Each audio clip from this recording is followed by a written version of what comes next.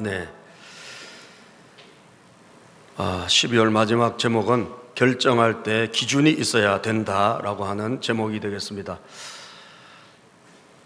여러분, 우리가 결정을 잘하면, 좋은 결정을 하고 나면 그 결정이 우리에게 내 인생에 큰 도움이 되고 그 결정 때문에 정말 복을 받기도 하고, 우리가 그릇된 결정, 잘못된 결정을 하고 나면 그 결정 때문에 우리가 발목이 잡히고 우리가 오히려 그 잘못된 결정 때문에 나중에 많은 후회를 하게 되는 것이 인생이 아닐까, 그렇게 생각을 합니다. 그렇다면 여러분, 결정을 할 때, 우리는 중요한 판단을 할 때, 어떤 행동을 할 때, 여러분, 우리가 잘못된 결정 주로 어떻게 일어날까요? 그것은 내가 어떤 결정의 기준이 될 때, 내 생각을 따라서, 내 판단을 따라서 결정할 때 우리는 그릇된 결정을 하기가 매우 쉽습니다. 성급하게 우리가 결정하고 나면 나중에 남는 것은 후회밖에 없을 때가 있습니다. 또한 여러분, 어떤 경우는 도무지 어떻게 해야 될지 몰라서 아예 결정을 못하는 경우도 있습니다. 그런 걸 가리켜서 결정장애 증후군이다, 그렇게 부르더라고요. 햄릿 증후군이라고 하기도 한답니다. 햄릿이 생각만 하고 고민만 하지 결정을 못 하잖아요. 그런 식으로 이럴까 저럴까, 그리고 결정을 못하다 그냥 중요한 시기를 놓쳐버리는 그런 경우도 있다는 거죠. 특히 여러분, 80년대 태어나서 90년대 학교를 다닌 세대가 이런 주로 세대가 해당된대요. 메이비 세대, 베이비가 아니라 메이비. 글쎄요, 물어보면 특별한 의견도 없고 주관도 없고 판단도 없고, 그래서 그 세대를 지금 한 30대가 되겠죠. 30에서 한 40살 사이, 이 세대를 세계사적으로 보면 메이비 세대다, 어떤 뚜렷한 주관이 없는 그런 세대라고 부른다고 해요. 예? 그럼 왜 그럴까? 사람들이 기준이 없어서 그런 거죠. 어떤 결정을 하는 데 있어서 기준이 명확하다면 우리는 그 기준을 따라 결정을 하면 될 텐데, 그 결정의 기준이 없거나 그러다 보니까 어떻게 해야 될지 몰라가지고 그냥 방황하고 하다가 그냥 놓쳐버리기도 하고, 또는 잘못된 기준을 따라 결정하다 보니까 나중에 후회하고 나중에 한숨을 짓는 그런 결정을 하기도 한단 말이죠. 그러면 오늘 여러분 본문 말씀을 통해서 우리가 결정해야 될 하나님 아버지가 주시는 두 가지 기준을, 오늘 바울 사도를 통해서 주시는 이 두 가지 기준을 저와 여러분들은 오늘 새기고, 여러분 일평생 여러분들이 중요한 결정을 할 때 여러분 이 기준을 여러분들에게 채택을 하고 여러분 삶에 적용을 하고, 그렇게 하면 여러분 눈물 짓거나 한숨 짓거나 하지 않겠죠. 그럼 첫 번째 기준은 뭘까? 하나님의 뜻에 따라 결정하라는 거죠. 하나님의 뜻. 여러분, 잘못된 결정은 뭐죠? 내 뜻대로 하는 결정입니다. 또는 어떤 사람들의 이야기를 듣고 하는 결정입니다. 또는 내 감정을 따라 하는 결정입니다. 성급하게 내린 잘못된 결정입니다. 그리고 기준이 없어서 왔다 갔다 하는 결정입니다. 이것은 전부 다 잘못된 것입니다. 오늘 바울 사도가 우리에게 알려주는 건 뭐냐? 하나님의 뜻을 따라서 결정을 하는 거예요. 여러분과 저를 향한 하나님의 뜻이 있을까 없을까? 있습니다. 아멘. 있습니다. 그 뜻을 우리는 발견하고 그 뜻을 따라서 우리가 결정하는 것이 너무나 귀하고 중요하다는 것입니다. 여러분, 오늘 이 고린도후서는 누가 쓴 것입니까? 바울 사도가 썼죠. 어디에 보내는? 고린도 교회에 보내는 편지입니다. 그럼 편지를 쓴 목적과 이유가 있겠죠. 왜 썼는가? 고린도 전서 같은 경우는 교회 안에 분쟁이 많고 싸움이 많고 파당이 많고, 그리고 성령의 은사 문제, 여러 가지 문제가 많아서 그것을 대응하는 차원에서 고린도 전서를 썼다면, 고린도 후서도 쓴 이유와 목적이 있어요. 그 가운데 특별히 중요한 것이 있다면 그것은 바울 사도가 세운 교회고, 바울이 1년 6개월을 세워서 부흥을 시켜놓고 떠났지만 이 교회가 문제가 생긴 거예요. 어떤 문제가 생겼는가? 바울에 대해서 안 좋게 생각하면서 이 교회를 약간 해코지하려고 하는 사람들이 들어온 겁니다. 교회 안에. 그래서 교회 안에 들어온 사람들이 바울에 대해서 악소문을 퍼뜨리고 잘못된 루머를 막 퍼뜨리기 시작한 거예요.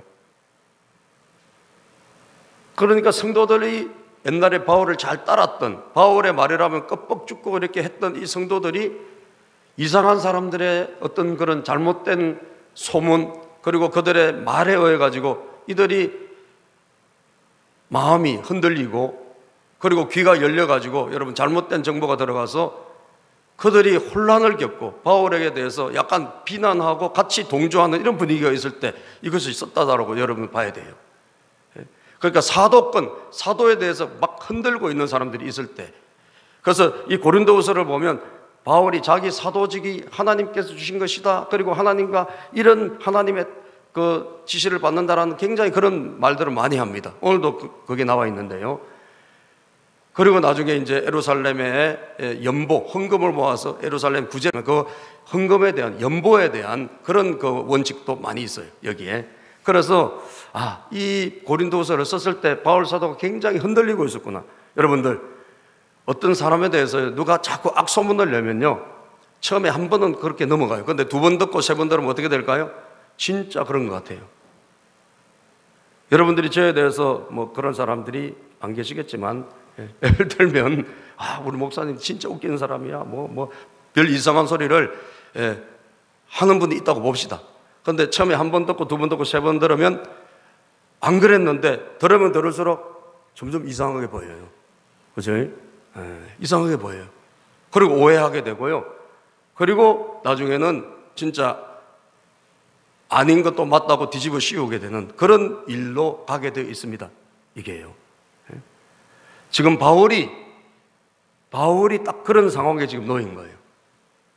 바울이 어떤 상황에 놓였느냐? 바울이 고린도 교회를 두 번 들릴 계획을 가졌어요. 고린도 교회를 두 번 들릴 계획을 갖고 있었는데, 그것은 뭐냐? 마게도냐로 갈 때 고린도 교회를 한번 들려야 되겠다. 그 다음에 마게도냐가 북쪽이니까, 빌립보 있는 곳이 북쪽이니까 그쪽에 갔다가 내려오면서, 고린도는 항구 도시예요. 지금으로 따지면 우리나라로 따지면 부산이나 통영이나 저런 남부의 항구 도시니까 내려오면서 다시 고린도를 들렀다가 갈 계획을 세운 거예요. 두 번 들릴 계획을 세웠어요.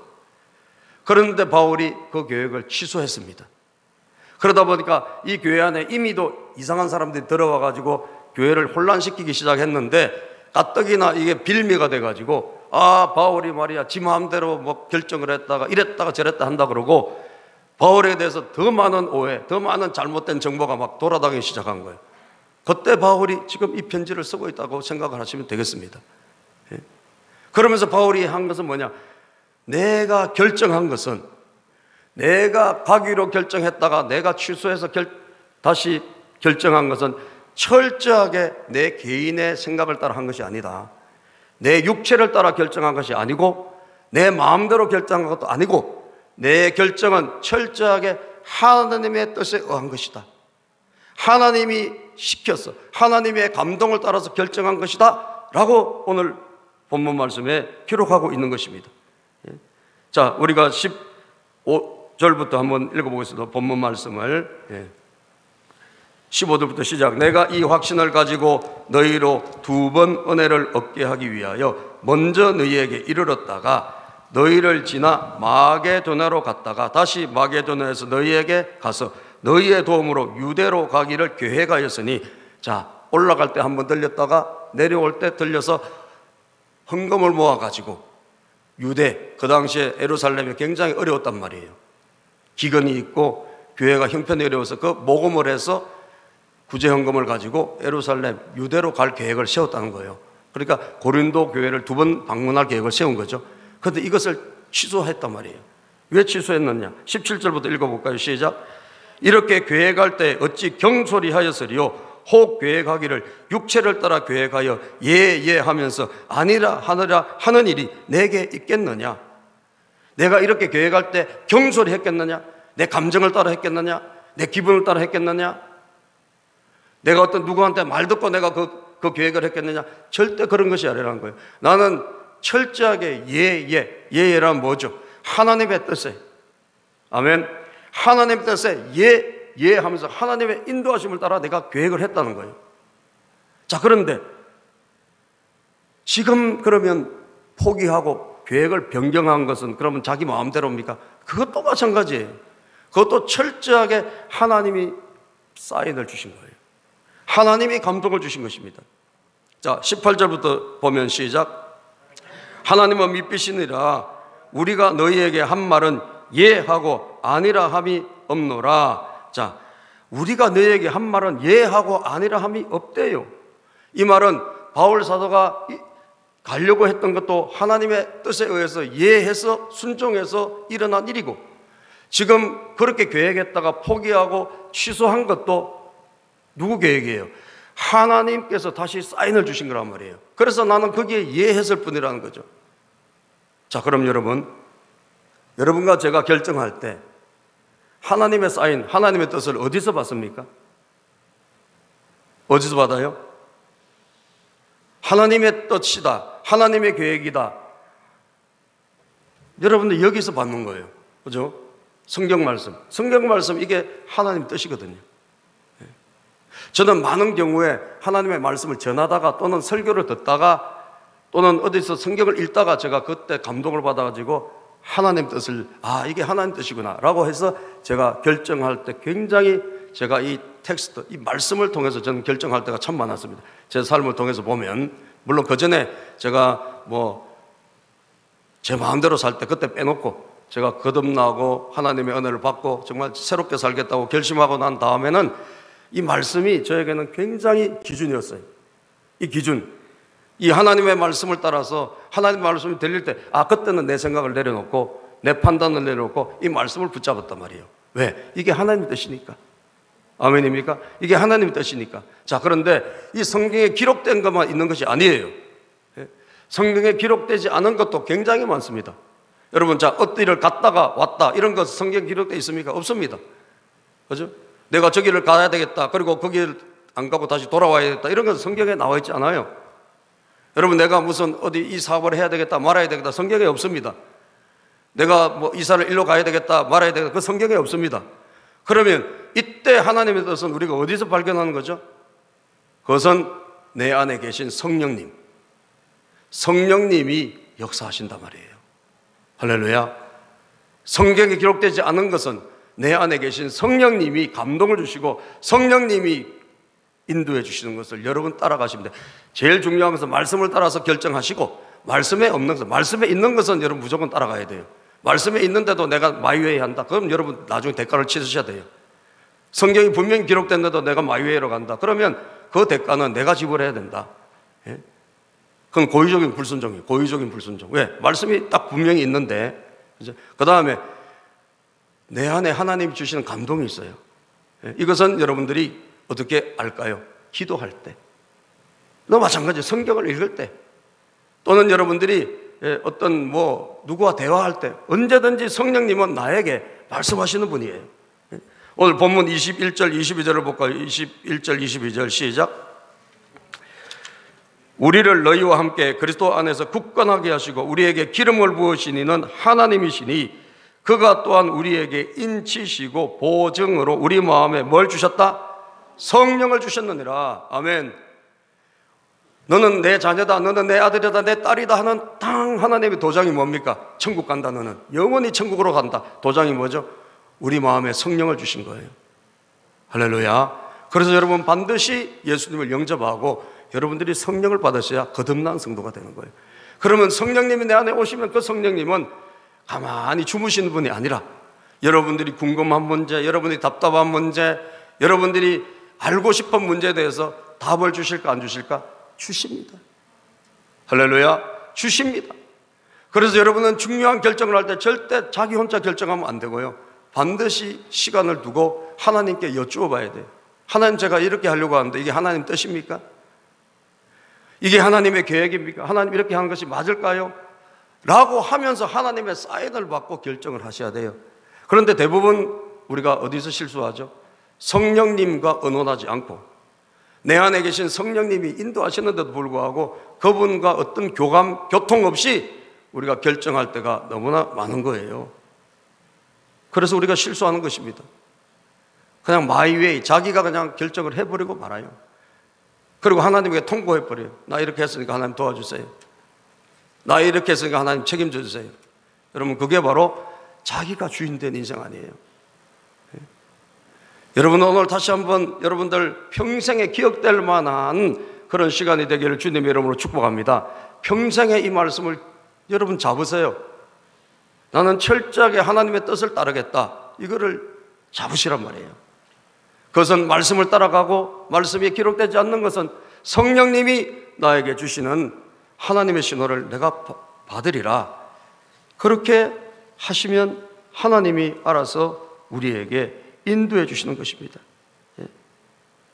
사랑하는 여러분, 그래서 바울 사도는 철저하게 자기는 하나님에게 복종, 하나님에게 순종하는 그런 결정을 한다. 왜 그럴까요, 여러분? 그렇게 한 이유가 무엇일까요? 그것은 우리가 예수님을 믿지 않습니까?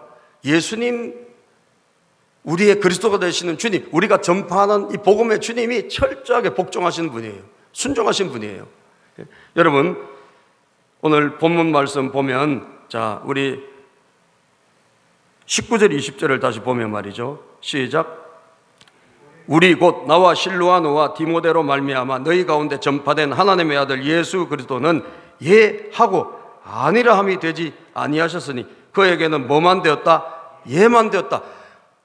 복음을 전하고 우리가 막 전도하는 이 예수님은 항상 예라니까요. 하나님의 뜻이라면 100% 예예요. 그분은 아니라고가 없어요. 무조건 예예요. 제가 지난번에 그 이희돈 장로님 간증 들을 때 제가 감동받은 것은 15년 동안 그 교회 봉사하고 헌신할 때 그분이 갑자기 하나님 불러 가셨잖아요. 그 목사님이 추도사 할 때 그런 이야기, 설교할 때 그렇게 이야기하시더라고. 이 장로님은 한 번도 아니오라고 한 적이 없대요. 담임 목사님 뭐라 하면 항상 예, 언제나 예였다는 거예요. 이것은 누구를 닮은 거죠? 예수님을 닮은 거예요. 할렐루야. 예수 그리스도를 닮은 거예요. 예수님은 100% 언제나 그냥 아멘이에요. 바울 사도는 누구를 전하는 거죠? 예수 그리스도를 전한단 말이에요. 나도 신라도 그리고 디모데도 우리가 전하는 것은 예수 그리스도인데 이 예수 그리스도는 언제나 하나님에게 0.1%도 아니요 한 적이 없다는 거예요. 언제나 예만 했다는 거죠. 그러면 여러분, 하나님의 모든 약속은, 하나님의 모든 계획은 예하는 자를 통해서 역사하시는 겁니다. 아멘. 그래서 20절을 읽어보면 시작. 하나님의 약속은 얼마든지 그리스도 안에서 예가 되니 그런즉 그로 말미암아 우리가 아멘하여 하나님께 영광을 돌리게 되느니라. 하나님의 약속은 그리스도 안에서 예가 되니 여러분과 제가 해야 될 일이 뭐냐? 아, 주님이 우리를 인도해 주실 때 여러분들이 할 일은 예하면 되는 거예요. 예하면 되는 거예요. 예하고 여러분들이 그것을 따라가면 내 생각을 내려놓고 내 판단과 내 결정을 내려놓고 주님이 하시는 대로 예하고 따라가면 아무 문제가 없는 것입니다. 그러면 아멘 할 때 우리가 하나님께 영광을 돌리게 된대요. 하나님께 영광을 돌리게 된대요. 제가 여의도 순복음교회 후임자로 오신 분이 누굽니까, 여러분? 이영훈 목사님이죠. 이영훈 목사님이 세계 최대 교회 조영기 목사님의 후임자 아닙니까? 그런데 이분이 이제 미국에 유학을 가가지고 80년대 유학을 가서 그분이 이제 공부하면서 또 워싱턴에 있는 그런 순복음교회 목사님이 뭐 싸우고 뭐 문제가 일어나가지고 떠난 그 교회에 공부를 하시면서 후임자로 이분이 이제 공부도 하시고 그리고 교회도 이제 또 섬기시고 이렇게 이제 하게 됐나 봐요. 그래서 목회자가 없으니까 목사님 좀 오셨으면 좋겠습니다. 이렇게 해서 이분이 거기 이제 담임으로 가셨는데 갈 때 하나님께 기도를 했다면 하나님 제가 가서 거기 이제 교인들이 한 5, 60명 정도 남아 있었답니다. 뭐 분쟁이 일어나서 다 찢어지고 5, 60명 있었는데 하나님 제가 어떻게 해야 될까요? 기도하는데 하나님이 너 거기 가면 교회를 지어라 그런 거예요. 여러분, 우리 이민교회 주로 어떻게 예배드리죠? 미국에 있는 교회를 빌려서 예배를 드려요. 그리고 미국 사람들이 오전에 예배드리면 오후에 뭐 2시나 3시나 이렇게 가가지고 모여서 예배를 드립니다. 예. 그리고 임대를 좀 드리고 대부분 다 그렇게 예배를 드려요. 큰 교회 아니고서는. 그런데 하나님께서 분쟁도 했고 어려움도 있는 교회인데 교인도 그렇게 많지도 않은데 교회를 지으라고 가기 전에 이미 꿈으로 기도 중에 보여주신 거예요. 그래서 이분이 가자마자 하나님, 아버지께서 주신 그 계획이니까 교인들에게 그걸 이야기한 거예요. 왜? 하나님이 주신 거니까. 자, 우리는 이제 하나님께서 교회를 지으라고 했습니까? 교회를 짓겠습니다. 그러니까 교인들이 분위기가 좋았을까 나빴을까요? 굉장히 안 좋겠죠. 뭘 좋았겠어요? 교회 짓는다면 돈 들어가는데. 그러니까 분위기도 싸늘하고 예배 끝나니까 그 안수 집사님이 부르더래요. 잠깐 오라고. 목사님 이야기 좀 합시다. 그래서 아니 왜 지금 오셔가지고 우리 교인들도 5, 60명밖에 안 되는데 여기 무슨 교회를 짓자고 그럽니까? 우리 교회 돈도 없습니다. 우리 아무것도 없습니다. 교인들 시험 드니까 다시는 그런 이야기 하지 말라고. 그래서 안수 집사님이 주의를 받았어요. 그런데 여러분, 다시 돌아가서 기도하는데 하나님, 이 교인들이 이렇게 반응이 좋지 않고 그리고 그 교회 대표자라는 이 안수 집사가 그거 하지 말라고 하는데 오히려 하나님께서 어떤 마음을 주셨나? 하나님이 천석 교회를 지어라. 1000명 들어가는 교회. 예? 말이 돼요, 안 돼요? 안 되지. 예? 하나님이 기도 중에 주신 거예요. 그 마음을 그렇게 주신 거예요. 그래서 그 다음 주에 가가지고 하나님께서 저에게 주셨기 때문에 제가 다시 말씀을 드리는데, 왜? 목회자는 하나님의 뜻이라면 그 숙이면 안 되거든요. 자기 생각에서 우러난 것을 포기해야지. 그런데 하나님이 주신 거잖아요. 그러니까 분명하니까 다시 선포를 했어요. 그랬더니 교인들이 목사님 그렇게 하니까 이제 어쩔 수 없이 받아들인 거예요. 그래서 그때부터 교회를 지을 장소를 찾기 시작하면서 기도하면서 땅 밟기를 하면서 뭘 하면서 이러다가 결국 87년도에 3,000평 대지를 구입했대요. 3,000평 대지를 구입했어요. 구입해가지고 이제 교회를 이제 지어야 될 거 아니에요. 그래서 건축위원장을 누굴 임명을 했어요. 건축위원장을 임명을 해가지고 그분이 이제 짓는데 이렇게 이야기하더랍니다. 우리 지금 현재 돈도 없고 우리 교회 장고 다 해야 지금 한 1,400만 원 되는데 이 천석 지으려면 200만 불 들어간다는 거예요. 돈이 수십억 들어가니까 이거 안 되니까 그냥 한 250석 정도 되는 그냥 교회를 짓고 또 부흥하면 그때 가서 지읍시다.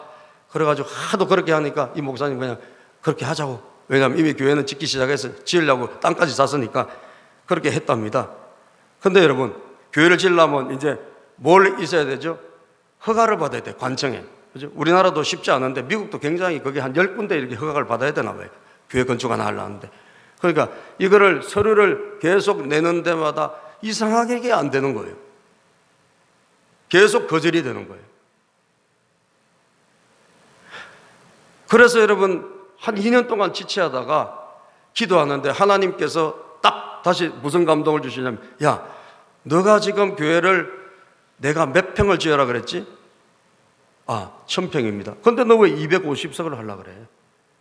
그래서 이 목사님이 다시 회개하고 그 건축위원장하고 상의를 해가지고 하나님께서 다시 말씀하셨던데 이거 천석을 지어야 됩니다. 그래서 설계서를 뜯어 고쳐가지고 단청에 냈다는 거예요. 그랬더니 그렇게 2년 동안 이게 허가가 안 되는데 하나님께서 순조롭게 풀어줘가지고 허가가 되고, 그리고 결국은 우여곡절 끝에 1,000명이 들어가는 성전을 건축한 거예요. 빚 10원도 없이. 왜냐하면 빚을 내는 건 쉬워요. 그죠? 융자 받으면 되니까. 그런데 하나님이 그것도 받지 말라는 거예요. 야, 융자를 받지 말고 지어라. 예? 융자를 받지 마라. 그러니까 없는 돈으로, 여러분, 교인들이 무슨 돈이 있겠어요? 없는 돈으로 이 교회를 짓는데 하나님 그것도 융자 받지 말아서 안 받는 거예요. 안 받고 그냥 하나님께 그냥 없으면 또 기도하고 하나님 없습니다. 그러면 하나님이 또 기적적으로 누군가를 통해서 넣어주시고 또 어디선가 오게 하시고, 그래서 기적적으로 10원도 빚 없이 천석 예배당을 완전히 완공한 거예요. 그래서 여러분, 조영규 목사님을 모시고 입당 예배를 드리는데 조영규 목사님 오셔가지고 그렇게 이야기를 했다. 이영호 목사, 내가 여러분들이 잠시 빌려준 분인데 언젠가는 다시 찾을 것이다. 그때는 몰랐어요. 이 의미가 뭔지 몰랐는데 결국은 조영규 목사님 은퇴하면서 때가 될 때 이 이영훈 목사님 후계자로 딱 부르신 거예요.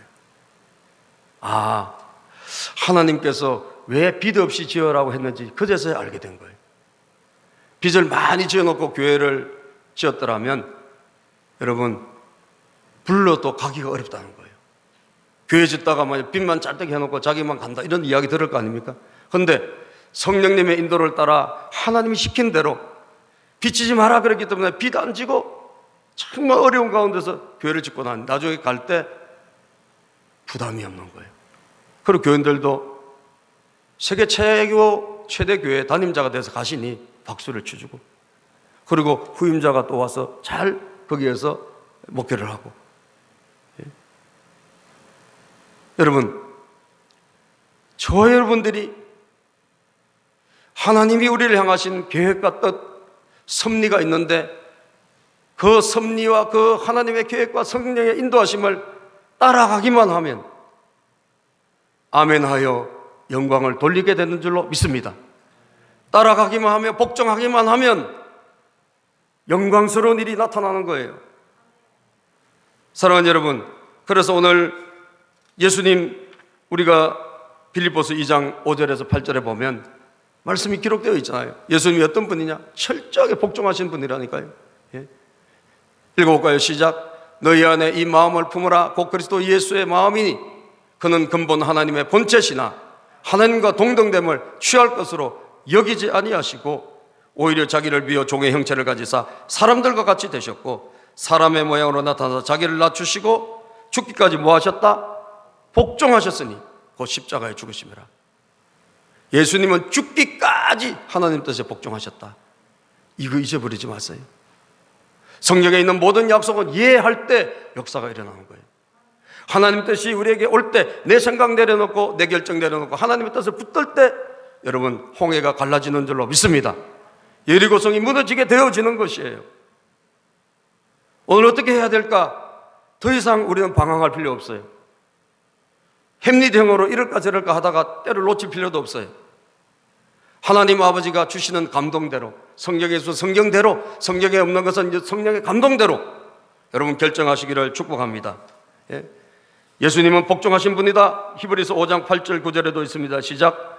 그가 아들이시면서도 받으신 고난으로 순종함을 배워서 온전하게 되셨은즉 자기에게 순종하는 모든 자에게 영원한 구원의 근원이 되시고, 아들이시면서도 여러분 순종함을 배웠다 그러죠. 고난으로, 고난을 통해서 우리가 순종을 배우는 거예요.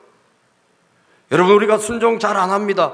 그러나 우리에게 인생에 고난이 오고 시련이 왔을 때 우리가 잘 다듬어져서 순종의 사람이 되는 것이에요. 그 순종의 사람이 되면 자기에게 순종하는 모든 자에게 영원한 구원의 근원이 되신다 그러잖아요. 주님은 여러분들의 인생의 문제에서도 순종하는 자에게 뭘 주신다? 구원을 주시는 거예요.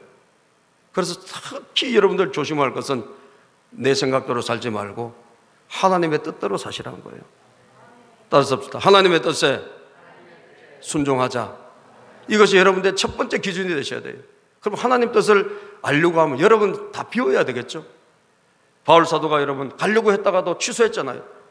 어떤 것이라도 하나님은 인도하실 수 있기 때문에 여러분 백지 상태에서 항상 기도하셔야 돼요. 내가 뭘 정해놓고 절대 하지 마세요. 그러면 여러분 생각대로 가는 거예요. 여러분 정했다 할지라도 내려놓으셔야 돼요. 내려놓고 하나님 어떻게 해야 되겠습니까? 뭘 해야 되겠습니까? 그 인도를 받으시란 말이에요. 그러면 하나님은 반드시 놀라운 일로 우리에게 은혜를 주실 줄로 믿습니다. 두 번째 기준은 뭘까요? 두 번째 기준은 따라서 해볼까요?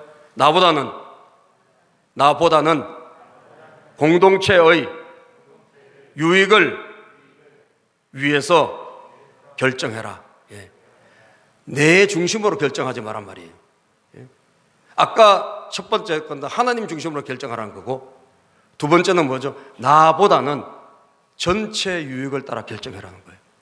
대부분 많은 사람들이 하나님 중심으로 결정을 하지 않고 그 다음에 나한테 유리한 쪽으로 결정을 합니다. 이게 참 잘못하는 거예요. 예? 나한테 유리한 쪽으로, 내가 좋은 쪽으로. 여러분 그렇게 하면 안 돼요. 바울 사도가 오늘 우리에게 중요한 결정의 기준을 알려주고 있습니다. 그것은 뭐냐? 나보다는 하나님, 나보다는 다른 공동체, 다른 이웃, 다른 모든 사람들, 거기에 유익한가, 그들에게 유익한가를 보란 말이에요. 자, 23절, 24절을 한번 읽어보겠습니다. 시작. 내가 내 목숨을 걸고 하나님을 불러 증언하게 하노니 내가 다시 고린도에 가지 아니한 것은 너희를 뭐하려? 아끼려 함이라. 고린도에 가려고 했던 것도 바울이 자기 유익 때문에 자기가 좋아서 간 것이 아니잖아요. 고린도 교회 교인들에게 도움이 되려고 계획을 했던 거예요. 그것도 하나님 인도를 받아서. 그런데 하나님이 막으신 것도, 바울이 포기한 것도 뭐 때문에 그럴까요? 내 유익을 위해서가 아니었다는 거예요. 내가 가지 않는 것도 누구에게 유익한 것이에요? 그들에게 유익하단 말이에요. 그 교회에 유익하단 말이에요. 내가 고린도에 가지 아니한 것도 너희를 아끼려 함이라. 내가 가지 아니한 것이 더 좋다고 지금은 상황이 바뀌었다는 거죠. 그래서 하나님께서 막으셨고 나도 그 뜻에 순종한다는 거죠. 그럼 고린도 교회에 뭐가 유익합니까, 여러분? 고린도에 유익한 게 무엇일까요? 24절을 읽어보면 시작. 우리가 너희 믿음을 주관하려는 것이 아니요 오직 너희 기쁨을 돕는 자가 되려 함이니 이는 너희가 믿음에 섰음이라. 예. 자, 고린도 교회는 어느 정도 지금 고린도 전서가 지나고 고린도 후서에 와 있잖아요. 이제는 어느 정도 믿음에 서 있는, 어느 정도 좌충우돌 겪으면서 어느 정도 다져진 교회예요. 그런데 지금 잘못된 이유가 뭐예요? 나쁜 사람들이 들어와서 그런 거거든요. 나쁜 사람들이. 예? 나쁜 사람이 들어와서 교회를 흔들고 교회를 혼란하게 해서 그런 거란 말이에요. 자, 그러면 바울 사도가 날마다 가가지고 이래라 저래라 하면 뭐예요? 이들의 믿음이 크게 성장을 할 수가 없어요. 여러분도 마찬가지예요. 항상 목사님에게 뭐 이렇게만 되면 여러분들은 성장이 좀 더뎌요. 여러분들이 이제는 성경을 여러분 읽지 않습니까? 성경을 이번에도 읽으라 하는 이유는 여러분들 스스로가 더 많이 성장하라고 그런 거예요. 내가 성경을 읽고 쓰면서 내가 해보신 분들 성장이 돼요, 안 돼요? 되죠? 되죠? 여러분, 안 하는 것보다 훨씬 성장이 된단 말이에요. 예? 내가 성장을 해서 믿음이 서서, 그리고 나는 너희들에게 헬프로, 돕는 자로 내가 하나님께서 이번 기회에 쓰임받게 하시고, 너희들의 헬프로 하지, 내가 가면 또 이래라 저래라 하게 되면 너희들의 믿음이 성장하지 않는다는 거예요. 그래서 너희들의 믿음을 돕는 자로 하나님이 쓰시기 위해서 하나님께서 이번에는 막으셨다. 나도 거기에 아멘하고 나도 섰다는 거죠. 갈 계획을 포기했다는 거예요. 다시 말하면 자기 유익이 아니에요. 전체의 유익이에요. 교회가 잘 된다면, 가정이 잘 된다면, 나라가 잘 된다면 뭐예요? 자기 개인을 포기하는 거예요. 자기 유익을 내려놓는 것입니다. 내 유익을 따라 살면 여러분, 우리는 전체가 무너지게 돼요. 그러나 전체를 살리기 위해서 내가 내 자신을 희생하면 뭐예요? 전체는 살아나게 되겠죠. 아멘입니까? 물론 나도 살고 다 살면 제일 좋겠지만 굳이 한 군데를 희생한다면 내가 희생하는 거죠. 그게 바로 예수님이세요. 예수님은 여러분 전체를 살리기 위해서 죽기까지 복종하시고 자신을 희생하셨어요. 십자가로 가신 거예요. 예? 바울 사도가 여러분 갔으면 요것들을 얻어먹겠죠. 그런데 가지 않음으로 말미암아 더 오해가 되고 더 사람들이 소문을 퍼뜨리고, 그런데도 불구하고 그걸 감수하고 안 간 이유가 뭐죠? 이것이 그들에게 더 좋다라는 거죠. 이 고비를 겪고 나면 저들의 신앙이 성장하게 될 것이다. 저들의 신앙이 자랄 것이다. 사랑하는 여러분, 여러분들이 결정할 때 내 중심으로 하지 마세요. 거기서부터 우리는 실수하게 되고 거기서부터 우리는 잘못 판단하게 됩니다. 저도 뒤돌아놓고 보면 제 모든 잘못된 결정은 바로 거기서 원인이 있었던 거예요. 내가 하나님과 상의하지 않고 했든지 아니면 내 중심으로 결정을 했기 때문에 저는 그 많은 과거에 어려움도 겪고 손해도 겪었습니다. 그러나 그 이후에는 제가 달라진 것은 이건 이래서는 안 된다. 내가 철저히 하나님 중심으로 해야 된다. 그게 바로 내가 사는 길이다. 아멘입니까? 그게 내가 사는 길이다. 그게 바로 전체를 살리는 길이다. 거기에 대해서 제가 다 하나님 주신 감동을 저는 붙잡았어요. 예? 여러분, 저도 이번 한 몇 개월 동안요, 여러분에게 말은 안 해서 그렇지 제가 굉장히 제 개인적으로요 중요한 결정을 앞두고 굉장히 제가 고민이 많았고 어려움이 많았어요. 제가 지난 9월달 우리가 교단에서 온라인 총회를 했잖아요. 온라인 총회를 해서 그때 다 코로나 때문에 모이지 못하고 온라인 총회를 했는데 제가 우리 교단의 재판국장으로 당선이 됐어요. 만장일치로 재판국장으로 당선이 됐는데 그 재판국장을 이제 하면 되는데, 그런데 이 재판국장이 되고 나니 이 재판이 될 사람들이 있잖아요. 교회 재판도 우리 총회가 해야 돼. 나중에는 노예 안에서 일어난 문제도 우리가 총회가 합니다. 왜냐하면 1심, 2심, 3심 대법원에나 마찬가지예요. 그래서 제가 재판국장이 되니까 분쟁이 일어난 요 옆에 인천 쪽의 노예에서 분쟁이 일어났는데 그 분쟁이 일어난 사건이 우리한테로 이제 올라오게 돼 있을 타임이에요. 그때. 그랬더니 분쟁 당사자께서, 저는 그 분을 개인적으로는 알지 못해요. 개인적으로는 그냥은 알지. 제가 우리 교단에 유명한 분이었기 때문에 총회장을 하시고 그런 분이라 이분이 사건 당사자가 돼서 올라올 예정이라 그런지 제가 재판국장 되는 걸 이 2달 이상 계속 이분이 막 이런 압력 저런 압력 해가지고 저를 끌어내리려고 그 2달 반 동안 한 거예요. 굉장히 부당하게 법을 지키지 않으면서. 그래서 제가 나름대로 고민 많이 하고 이건 이제 결정을 해야 되는 거예요. 제가 어떻게 결정해야 되냐, 이걸 정면으로 제가 맞대응을 해서 법적으로 제가 할 것인가, 그래서 내 권리를 차지할 것인가, 아니면 제가 포기해야 될 건가, 이 두 가지 결정을 해야 되는데 제가 여러분 어떻게 했겠어요?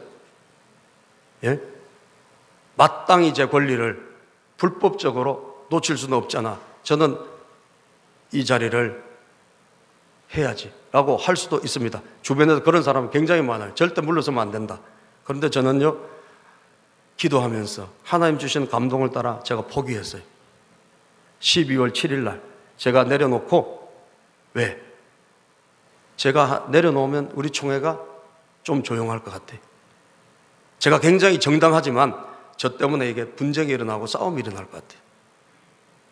그래서 그게 제가 내려오면 좋겠다. 그리고 우리 교회 제가 지금 뭘 하고 있죠? 생명의 삶을 하고 있잖아요. 생명의 삶을 하고 있는데 제가 하나님 주신 딱 말씀이 저에게 딱 부딪혀 오는데 에베소서 4장 32절, 우리 숙제할 때도 나왔던 말씀입니다.